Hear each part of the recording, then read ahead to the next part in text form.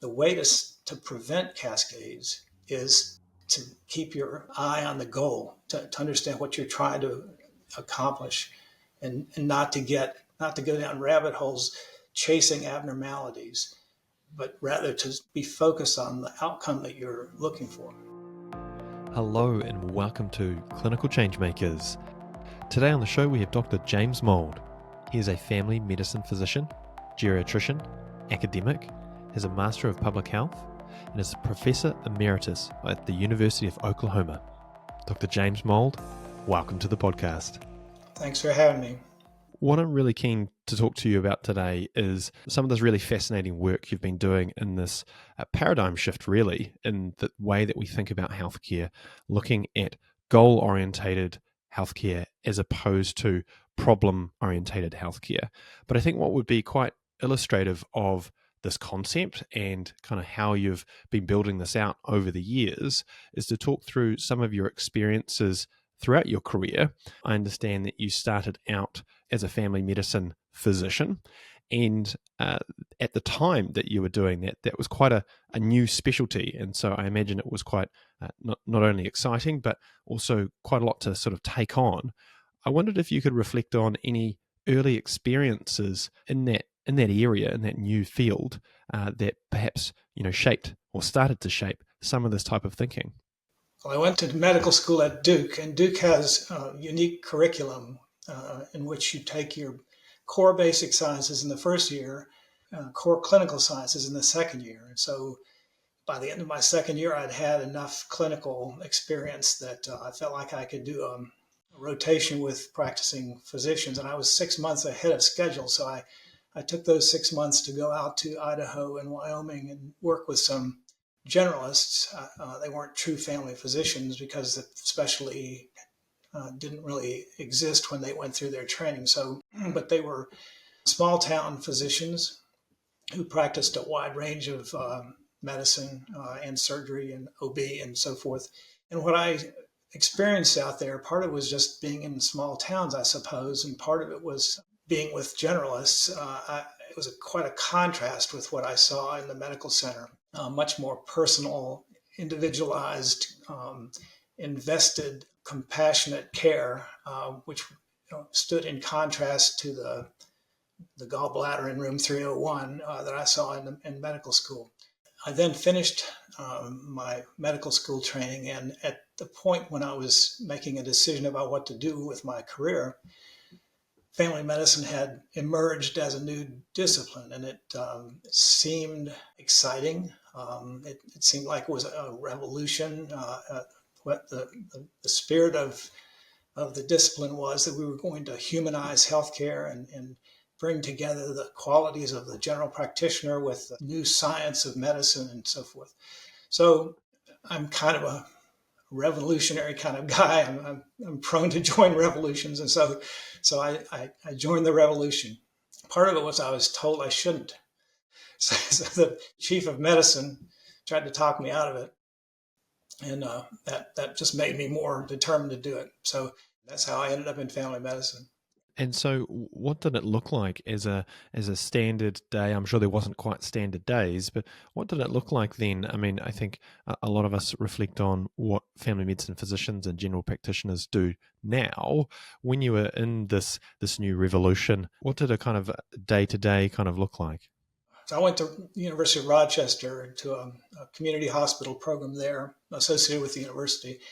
And people had come there from all over the country because at that time, there weren't that many residency programs in family medicine. And Rochester was recognized as one of the best. And so they had attracted people from everywhere. And we were like a family because they're all far away from home. And so, we had monthly wine and cheese parties and so forth and so on. And everybody got to know each other. But there was a sense that we were doing something important.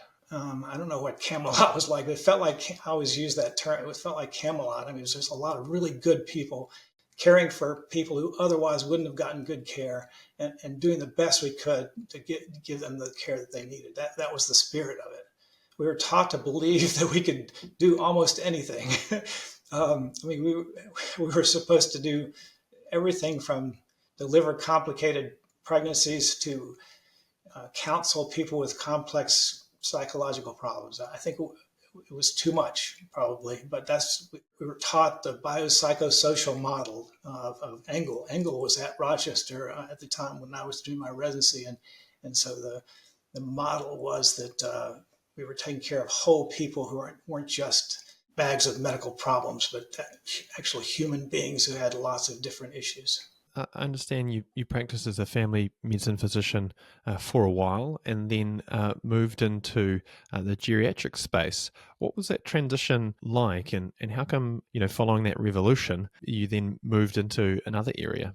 Well, I practiced full spectrum family medicine in a small town in North Carolina for 6 years. And I discovered that I probably was more suited to an academic career. I mean, I had lots of questions that I wanted to answer. I was upset with the way I'd been trained in medical school, and I wanted to improve the curriculum of the medical school. And I had some ideas about what to do with computers and so forth. And I'm also a very strong introvert, so seeing patients every single day and taking call every other night, which is what we were doing, and every other weekend, and taking care of hospital patients and nursing home patients and home visits and so forth. It was more than my introverted mind could handle. So I decided to look for an academic position, and was lucky enough to find a really good one in Oklahoma. It's not the place I would have necessarily chosen to have gone if I was going to look on the map and just pick, but it turned out to be the best possible place I could have gone. So when I got there, it was similar to Rochester in the sense that there was a new chairman, and he had recruited people from all over the country. He resembled Bill Clinton. People were just attracted to him, and he was able to recruit people to come to Oklahoma, and it was truly a wonderful group. But the person who had been teaching geriatrics was leaving at that time to become a chairman somewhere else. And so there was a gap. And I had always done well with older women for some reason. I'm just sort of a straightforward, honest person. And I think that old women responded to that. And so I like taking care of old people, particularly older women. And I also liked the complexity of it. And then the other part of it was that the revolution, the family medicine revolution, was kind of fading. I mean, it wasn't as exciting because it had become accepted. And so the people that were coming into the field, the residents, were basically looking for a job. I mean, they were training to do a job, just like any other job. It just didn't feel the same to me as it had in the beginning. But geriatrics did feel that way. So geriatrics was new and exciting. It looked to me like where the revolution was headed.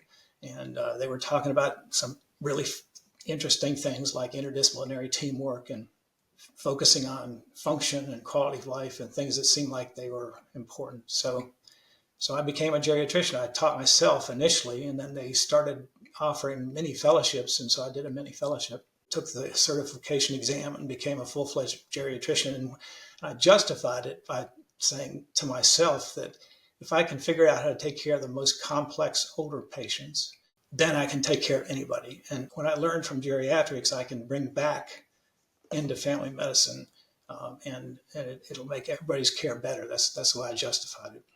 With that beginning of your academic career, you mentioned that there were parts of medical school and probably other bits that you've picked up along the way where there were questions that you really wanted answering.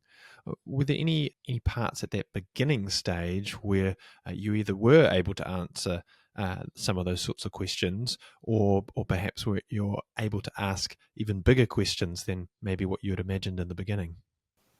Yeah, I think the questions got bigger. I always wanted to know what a physician ought to know about every patient, sort of the core information that a physician should know about his patients was sort of the question that kept bothering me, and it was the best way to gather that information because I felt it was really important to know your patients well. I saw that in Idaho and Wyoming. I saw that in Rochester. In practice, I tried a lot of different methods, and other than time, I couldn't figure out the best way to actually get to know people as human beings. So that was the kind of question that kept bothering me. And you wrote a paper about the cascade effect, which perhaps links into this a little bit around how particular decisions and activities in healthcare can cascade down a particular pathway, and it can be difficult to then stop that or change that direction. I wondered if you could talk to the cascade effect. I first authored a paper in the New England Journal, and it was based on an experience I had with a particular patient where patient was admitted for a routine herniorrhaphy, and it was a patient of my colleague. I didn't know the patient at the time, but I was on the inpatient service, so my colleague asked me to look in on him, so I looked in on him. Surgical resident who was doing the admission workup asked him if he had chest pain, and the guy said, "Yeah, sometimes I have chest pain," but he didn't ask any more questions. So he just immediately scheduled him for a stress test prior to surgery. It turns out the guy went down for the stress test. It was in the basement. It was very cold. The cardiologist who was supposed to do the stress test was tied up at the VA, so it took him a while to get over there. And so by the time the cardiologist got there, the guy was having angina, because generally provoked his angina was cold weather and stress. And he was stressed out because the guy was late. So when the cardiologist asked him if he was having chest pain, he said, "Yeah." So they sent him to the ICU thinking he was having a heart attack. So then in the ICU, they felt like they needed to do an angiogram. So they did a cath and found that he had 3-vessel coronary artery disease. Trouble is that we already knew that. He had stable angina, which had been stable for years. His lesions in his coronary arteries had not evolved. They weren't any worse than they were several years ago when he had a previous cath. And I was in the middle of this whole thing. I couldn't stop it. I saw it happening, and I couldn't stop it. So I thought that was kind of interesting, and I was standing in line at the graduation ceremony for medical students with a psychiatric anthropologist in our department, and we talking with him about that, Howard Stein, and so together we sort of came up with this notion that there is such a thing as a clinical cascade. Now, cascades are known in medicine. There's a clotting cascade and a complement cascade and so forth. And so it was a catchy way to think about it, and got published. The only thing that ties this to the paradigm shift is that the way to prevent cascades is to keep your eye on the goal, to understand what you're trying to accomplish, and not to go down rabbit holes chasing abnormalities, but rather to be focused on the outcome that you're looking for. That's a really, really interesting story, and I think the cascade effect, for any clinicians listening, would, kind of ring true when some of these sorts of better to be safe than sorry, or I'll just do this test, or I'll just, we'll just be more thorough. And from a patient's perspective, it can kind of feel like that. Oh, they're doing everything, they're testing for everything, that's great care. But as you say, it can result in very low care, harm, worry, stress, resource, all of these sorts of things. And I think also, particularly if you're a junior clinician, again, trying to pull that back can be very difficult. We can always feel like we want to do something for someone, and sometimes the doing something is not doing something, is watching, is waiting, is monitoring, and as you say, is orientating towards the goals of that individual. The catalyst for cascades is anxiety, mostly clinician anxiety. So there were two responses to that, major responses. One was from insurance companies who said, "How do we stop this from happening?" And I said, "I have no idea." At that time, I didn't. And then the other response was from patients all over the country, sent me examples of how this had happened to them. I do think it's common, and I think it's mostly under-recognized. And as I said, I think the way to stop it is to stand back and say, where are we trying to go here? let's not chase every abnormality. Let's keep our eyes focused on the outcome. Now, a good parallel example of this is what happens with police killings. Where police kill somebody whose only crime was that their taillight was busted, or they were selling illegal cigarettes or something like that. It ends up with the death of the person. That's a cascade that's brought on by anxiety, where the police are trying to get control of the situation, and the person is either not willing to be controlled or not able to be controlled, and it leads to an escalating series of events. This is very similar. There was some other work that you kind of set up at kind of like a more systems level around networks in primary care to, create research, but also then to disseminate it and implement that research. I wondered if you could talk to the inception of that work and kind of how it progressed. All my family members are researchers, and I had always been kind of drawn to research, but I wasn't on a research track. But I had an opportunity to get on that track. The department agreed to pay for my master's in public health degree, and I was in a position to take over the research division of the department. And the first thing they asked me to do was to write a grant application to fund a practice-based research network.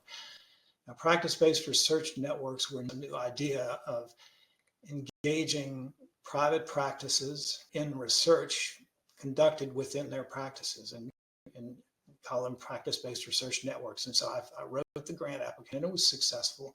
We were funded. And so then I had to figure out how to do it. I didn't know a lot about it, but I met with a bunch of physicians in the area who I knew something about and who had graduated from the Oklahoma program. And I asked them, I said, we have this money. There's certain things I need to do to satisfy the rules of the grant, but what do you think we could do together that would be helpful to you, that would also satisfy my needs? And they said, well, it can't be just about research. We have to also develop and share resources. And so we call it the Oklahoma Physicians Resource/Research Network. And I was imagining answering all the important questions in primary care, like, does continuity really matter? And they said, no, Jim, we want to study how to treat brown recluse spider bites. My heart sunk. And but apparently they had a big season of brown recluse bites the previous year. One physician had 50 of them, and they didn't know what to do about them. And so we started studying brown recluse spider bites, and there was no test for a brown recluse spider bite. So I couldn't figure out, as a MPH trained researcher now, what the question was, So you can't ask the question, how do you treat brown recluse spider bites, when you don't even know whether it is a brown recluse spider bite.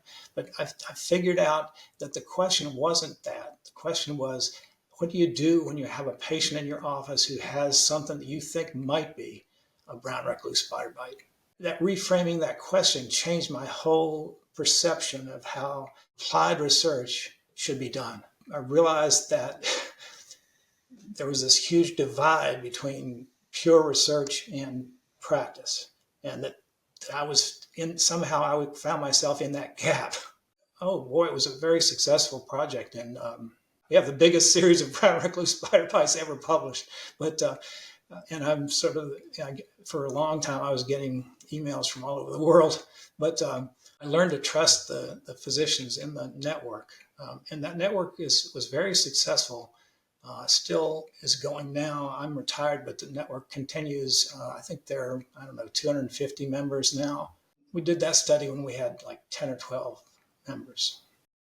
And I think what's quite powerful about what you said at the beginning, which was, as a researcher and the primary care network, you came together and you said, what do you want?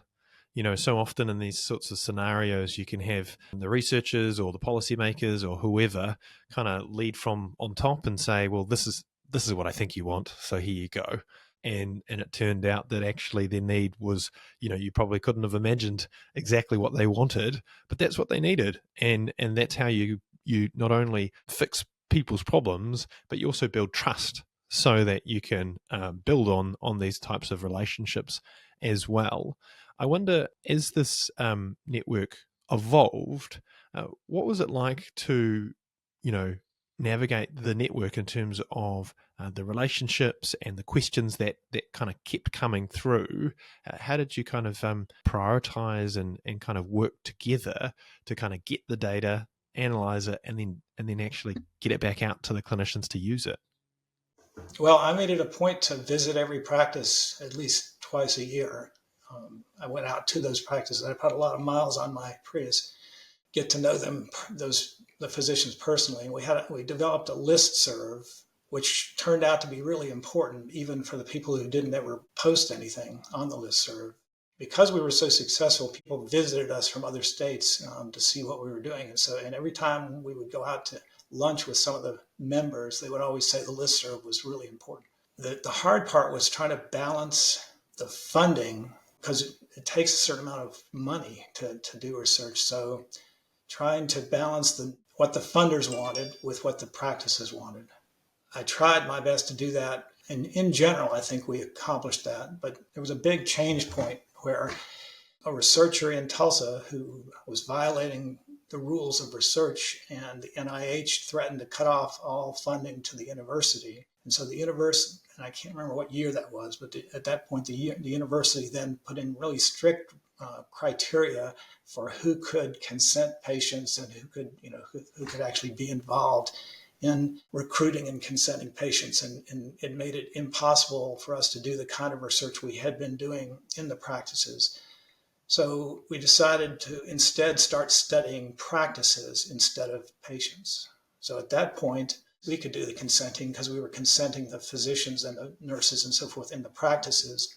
And then the research began to focus on how do you help practices improve their processes of care.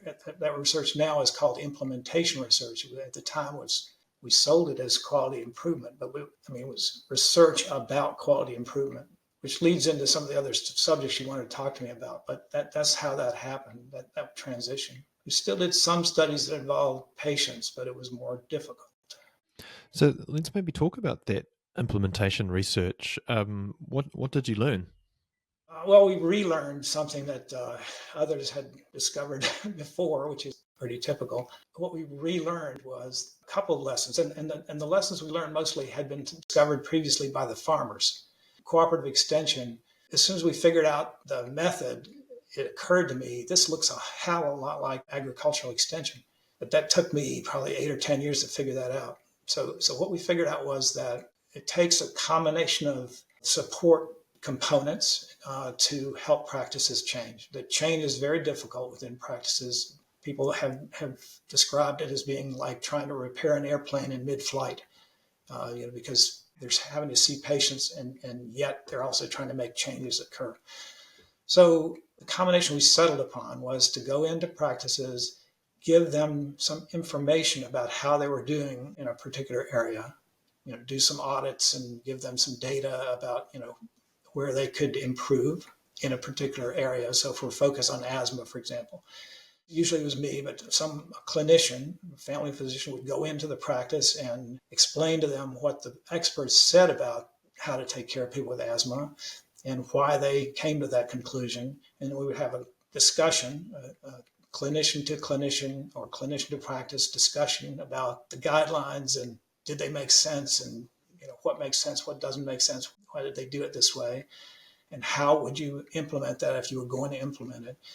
And then once we had that discussion and they came to the conclusion that they want to do better, then I would introduce them to a person, which we called a practice enhancement assistant, but they're called practice facilitators now, who would come into the practice and work with their staff to help them put in the processes that were necessary to improve their care of asthma patients.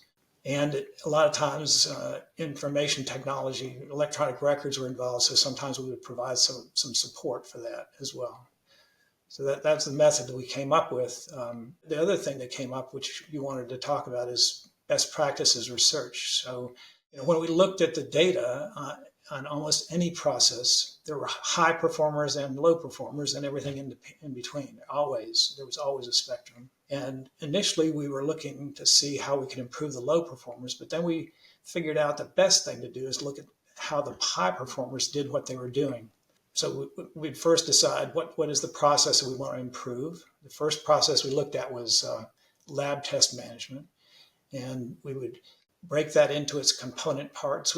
We made the assumption that somebody somewhere in our network was big enough at that point, we figured that somebody had figured this out. All we had to do is find them and then get them to teach everybody else how they did that. I won't go into all the details of the method, but that was also a piece of this method that we developed.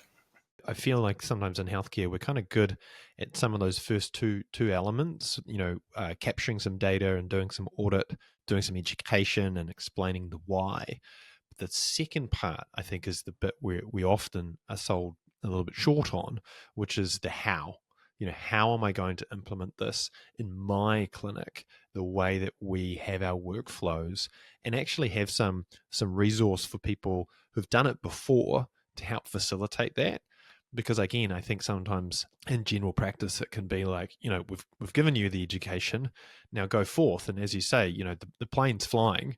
We're trying to build other things on the plane at the same time as well. We may not have had experience in this process design approach as well. So I think that sounds like quite a all-encompassing type of approach, which has obviously mean that you've been so successful. I wondered if we could move now to the goal-orientated and problem-orientated paradigms. And I wondered if you could maybe paint a picture of this problem-orientated paradigm and kind of how we got to where we are before we can talk about kind of where to go to next. I'm not a medical historian, but it seems to me that as modern medicine was developing, there were some serious problems they were trying to solve. Things that killed people, and they were trying to keep that from happening, trying to treat people who had serious life-threatening illnesses and injuries, and that was entirely appropriate. And that all happened at the time when things were being classified. Mendel was classifying plants and people were classifying animals and so forth and so on. So it made sense to classify diseases. And that evolved and we got better and better at it. And that worked really well. It still works really well for acute solvable problems, particularly if you're just trying to solve one at a time. If you have pneumonia, by all means, cure it. If you have an appendicitis, fix it. That works really well for that. The trouble is that we got so good at it that we found ourselves in a situation where, well, for one thing, when we had so many different problems that we knew how to identify and treat, it had to be divvied up because it was too complex for one doctor to handle. So then we developed all the subspecialties, and that kind of started dividing people up into their diseases. But the other problem that we ran into is we were able to all of a sudden not just treat diseases, but we could actually prevent diseases. And so we were able to identify risk factors that occurred well before the disease ever happened, which just added to the list of things we could do. We discovered that something that most people still don't believe, which is that all of us have multiple, if you want to call it diseases, all of us have thousands of risk factors. We're not aware of it. But if we had our DNA tested, we would all be born with 1,000 risk factors and an equal number of strengths. Once it gets that complex, and you're aware that everybody has problems or vulnerabilities or whatever you want to call them, then the way of thinking of solving individual problems starts to not work as well. So the notion was that you could make people normal. You could fix all the abnormalities and you could make people, quote, normal. The trouble is there is no such thing as normal. If there was, it wouldn't be a good thing. So the whole premise was wrong. We just didn't realize it because we weren't so good at it. But once we got good at it, it became obvious to me because I was a geriatrician and I was trained to fix things. And so, you go try to fix things in a person my age, that's futile. I mean, that's why we couldn't get anybody to come to the geriatric fellowship. They said, too many problems, can't fix them. My electronic medical record only held 50 spots for the problem list, and I had to cancel problems off the list in order to put new ones on because I was compulsive.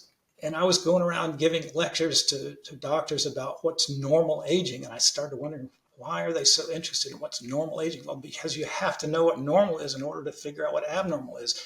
And everything is dichotomized. So we take a risk factor like blood pressure, which is a continuous variable, and we dichotomize it so that we make it into a disease.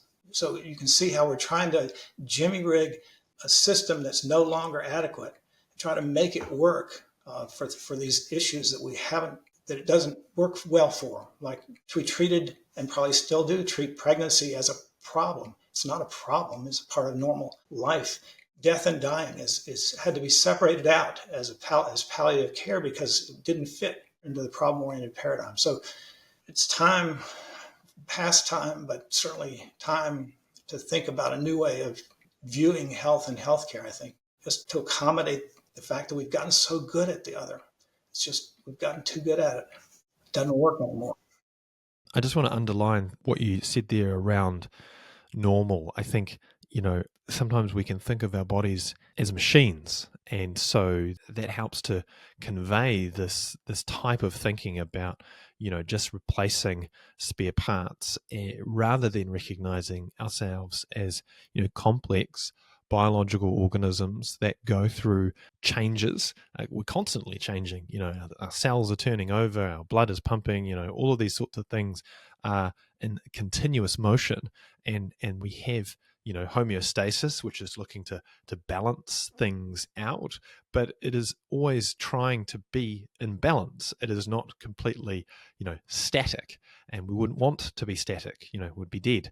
And so I think it's a really powerful push on, I think, things that we already knew and we were already taught, but we just slowly sort of forget it as we try to have a classical control over our bodies and our destinies, really, and this view that medicines are mechanical also in how they exactly work. Now, we can understand elements of the pharmacology, but if you look at how different people respond to medications, how the pharmacokinetics work for medications, they aren't these on-off switches that you give everybody cholesterol-lowering medication and everybody will have lower cholesterol. That's just not how it works, and we actually know that from the research.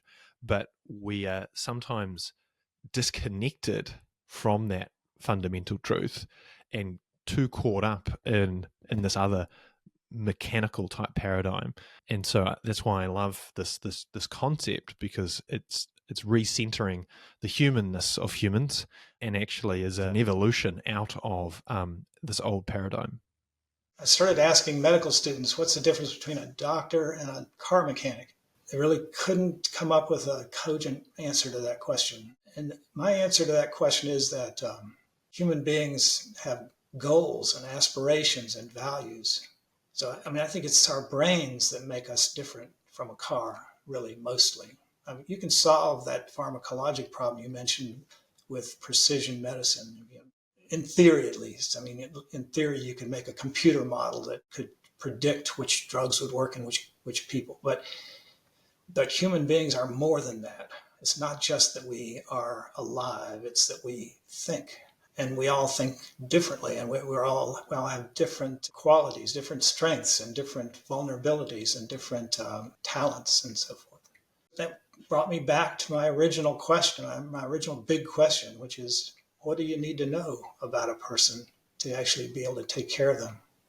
And so that leads into these goals. What are the types of goals that help to frame up what people really need when they're wanting to maintain their well-being? First, let me just say that I learned this. It's not a brilliant idea, really. This is something that other fields had already discovered. Education is all based on goals. To some degree, mental health is based on goals. Business is all functioning around goals. If you go to your financial planner, they'll ask you, what your goals and aspirations are. This is not new or different. It's only new and different in medicine. It's one of the only fields that has never thought this way, which I find interesting.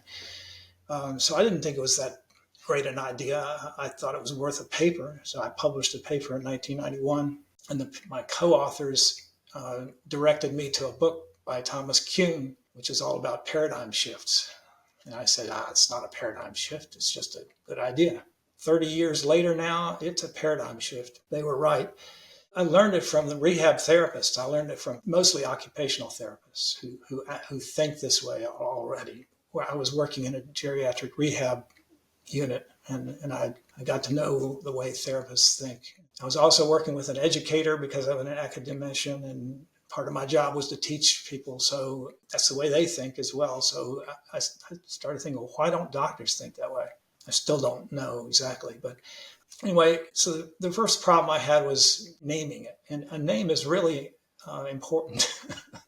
It turns out goal-oriented care is a bad name because the word goal doesn't translate well. It's not, what I mean by a goal, people think we're talking about some kind of complex process of coming up with some specific new goal, and all the things go with that. That's not what I'm talking about. I'm just talking about the same thing we talked about with cascades. That is, knowing where you are headed, understanding what the purpose of your activities are. I almost never use the word goal with patients.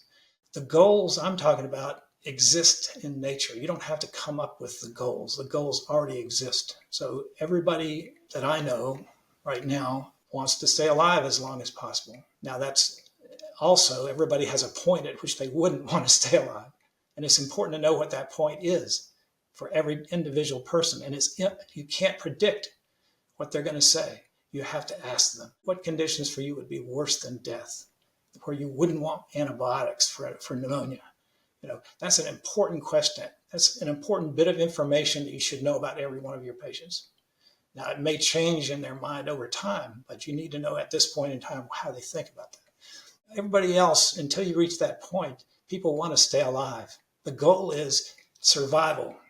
That's a goal. And all I need to know about that goal in your case is what's most likely to kill you and what are the things I could do to keep you alive as long as possible. So now that obvious, simple idea clinically translates into prioritization.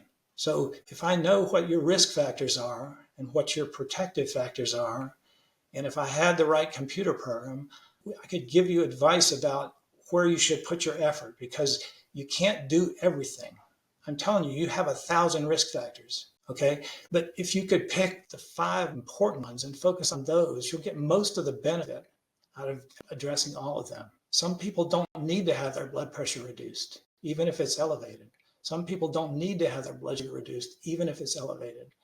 Anyway, so the issue is prioritization, and what you need to know is the risk profile. Second goal is to have a high quality of life, which in simplistic clinical terms is being able to do stuff, being able to do the things that make life worthwhile for you, and also maintain the relationships that are important to you. So those 2 things. The question there is, what does that mean for you? What are those things that you want to be able to do that matter to you, that make life worthwhile for you? It's going to be different for every person. So the goal is not different. The goal is high quality of life, but the objectives and strategies will be different for every person. So back to the question of what does every doctor need to know about every patient? You need to know what that person needs to be able to do and wants to be able to do, and what's important and makes that person's life meaningful. And it just a different set of questions. It's not complicated. It's just there's a different set of questions. So I typically ask people about a typical day. Walk me through your day. Tell me what you do on a typical day. And what are the things that are giving you trouble every day of your life, or on most days? And what would you like to be able to do that you can't do now? And what are the things that make life worthwhile for you? That's just a few questions. It's not that many. So that's the second goal. The third goal is to have a good death. And the way that changes things clinically is that, first of all, everybody wants to have a good death, except perhaps Dylan Thomas, but anybody else wants to have a good death. But that means something different to different people. So asking a few questions about that is something that we should do with everybody, not just people who are about to die. So it should be once a year, there should be some questions asked about that. Like the question I mentioned before, what for you would be worse than death? What are the values that matter to you at the end of life? Choose from among this list of 12 that I've put here. That sort of thing. It's not complicated. Just documenting how people feel about that. There are only 4 types of goals. The 4th goal is, I assume that people other than me want to continue to grow and develop into better human beings. We go through the stages of life, get to a point where you're at the end of life, you feel good about yourself and what you've done. So I think that doctors may have a role there. I think we do have a role. We don't typically use that role, or at least are not aware we're doing that. So I think we should at least consider that as a goal that we might have some influence over. Again, I rarely use the word goal with people, and this is not, it's not rocket science. It's a mindset. It's a mindset. And so, with this concept and the work that you've been doing in the primary care space, I wondered, how has this paradigm been implemented? Yeah, people are trying to implement it. It's more difficult than you might imagine because of the constraints that have been built into the system that force us to think in a problem-oriented way. So the electronic medical records are all organized around problems. The quality metrics are all population-based, so that the assumption is that everybody should have a blood pressure less than a certain number, and everybody should have a blood sugar less than a certain number, and so forth. And that's how you're judged on quality, and that's how you're sometimes paid, and so forth. So there are a number of significant obstacles. But people who have actually grasped the concept, you'd be surprised how hard it is for doctors to actually grasp this concept. Patients grasp it right away. I have no trouble educating patients. Doctors, it's difficult for them to actually understand what I'm saying. What they want to do is they want to start with a problem and then set goals related to the problem. That's the way they think. But if you can get them to grasp the concept, yes, people want to do this. The reason they should want to do it is because it's a lot more fun. It makes the job of being a doctor a lot more enjoyable. Plus, it's more effective, and patients much more grateful. It resonates with patients. But there are all kinds of excuses. Anyway, so the example of it's happening in various forms around the world right now. The most promising area is in Belgium. And the reason that it's happening in Belgium is because they were behind in adopting quality metrics. So they had been doing pay for performance kind of stuff, and they had not been judging doctors based on meeting certain metrics based upon population data. So it wasn't so hard for them. And there was a really strong advocate in Belgium for this method, dating back all the way to my first paper. So I didn't think anybody even read the first paper. But when I retired 25 years later, I got a call from this guy in Belgium who said he wanted to put that into a book about the most important papers in family medicine. And so they went on to tell me that he had rewritten his curriculum and everything around this idea. So it's happening in some places in Canada. It's happening at Yale. A geriatrician at Yale came up with the same idea 15 years after I did. It's happening in the VA system. It's going to happen. It's just painfully slow for me, but it has to happen. Like I say, once everybody has their DNA tested at birth, there won't be enough room in the problem list. You're going to have to do something different. All right. Well, thank you so much for your time today, Dr. Mould. It's been a really fascinating walk through your career, through these amazing concepts. I know you said that things maybe aren't moving fast enough, but it sounds like there's some impressive seeds globally that are growing this paradigm and moving this concept forward. So thank you so much for your time today, all of your contributions, and hopefully catch you again sometime soon. You're very welcome. Anytime. And that brings us to the end of the podcast. If you want to go deeper about any of these topics or join in on the discussion, visit our website, clinicalchangemakers.com, or our YouTube channel. Finally, if you enjoyed our work, please give us a rating and share your favorite episode with a friend or colleague. Until next time, take care.